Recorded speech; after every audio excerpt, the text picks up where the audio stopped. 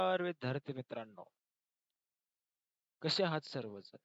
आपण इंजिनियर्स या युट्यूब चॅनलमध्ये पुनश्च एकदा आपल्या सर्वांचं हार्दिक स्वागत आहे. कॅप्रॉन 2 झाला आहे. आता यापुढे करायचं काय? मला कॉलेज भेटलंय, कुणाला कॉलेज भेटलंय, नाही भेटलंय. ज्यांना भेटलं त्यांनी काय करायचं? ज्यांना नाही भेटलं त्यांनी काय करायचं? असे भरपूर काही प्रश्न तुमचे असतील. घाबरू नका. या व्हिडिओमध्ये आपण सर्व प्रश्नांची सविस्तर उत्तरे पाहणार आहोत. तर सर्वप्रथम आपण सुरुवात करूया. कॅप्रॉन 2 मध्ये तुम्हाला कॉलेज अलाउ झालं आहे. जर समजा कॅप्रॉन 2 मध्ये तुम्हाला कॉलेज अलाउ झालं आहे, तर तुमच्याकडे परत दोन ऑप्शन आहेत. कुठलं? तर पहिलं तर आहे तुम्ही त्याला फ्रीज करू शकता किंवा तुम्ही बेटरमेंट साठी जाऊ शकता. आता भरपूर जणांना प्रश्न असा पडला असेल की मी बेटरमेंट साठी जरी गेलो, मी गेल्या वेळेस 1000 रुपये पे केले होते, मग मला यावेळेस परत 1000 रुपये पे करावे लागतील का? अरे तर नाही. तुम्ही एकदा 1000 रुपये, मी तुम्हाला मागच्या व्हिडिओमध्ये पण सांगितलं होतं की तुम्ही एकदा बेटरमेंट केलं की तुम्हाला गरज नाही परत 1000 रुपये पे करायची. त्यामुळे तुम्हाला इथं कुठल्याही प्रकारची बेटरमेंट साठी फीस पडणार नाही. हा, जर तुम्हाला असं वाटत असेल की मला कॉलेज चांगलं भेटेल किंवा आणखीन मला कॅप्रॉन 3 मध्ये जायचं, तुम्ही बेटरमेंट नक्की करू शकता. तुम्हाला कुठल्याही प्रकारची फीस काही पडणार नाही.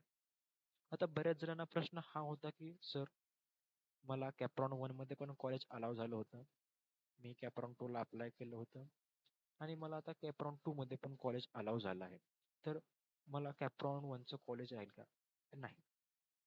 जर तुम्हाला कॅप्रॉन 2 मध्ये कॉलेज अलाउ झालं असेल तर तुम्हाला कॅप्रॉन 1 चं कॉलेज राहणार नाही. पण जर समजा कॅप्रॉन 2 मध्ये तुम्हाला कॉलेज अलाउ झालं नसेल आणि जर तुम्हाला कॅप्रॉन 1 मध्ये कॉलेज अलाउ झालेलं असेल, तर कॅप्रॉन 1 चं कॉलेज तुमच्यासाठी ॲज इट इज तसंच आहे.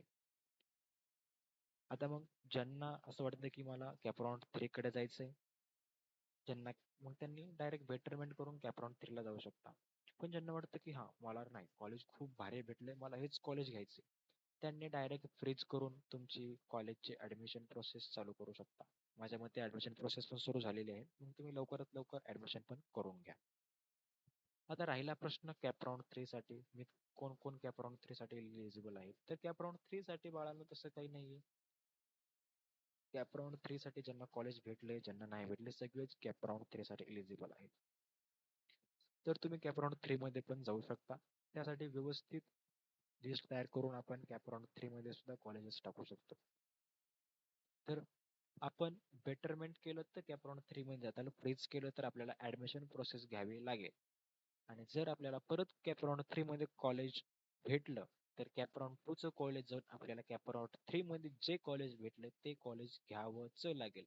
नंतर आपल्याकडे कुठल्याही प्रकारचं ऑप्शन नसणार आहे की मला कॅप्रॉन 2 चं कॉलेज घ्यायचंय किंवा कॅप्रॉन 1 चं घ्यायचंय. तर तो ऑप्शन आपल्याकडे नसणार आहे. जेव्हा आपल्याला पुढचं कॉलेज भेटतं त्यावेळेस आधी भेटलेलं कॉलेज ऑटोमॅटिक रिमूव्ह होतं. तर विद्यार्थी मित्रांनो, व्हिडिओ कसा वाटला कमेंटमध्ये नक्की कळवा. व्हिडिओ जर आवडला असेल तर शेअर करा, लाईक करा आणि चॅनलला सबस्क्राईब करायला विसरू नका. धन्यवाद.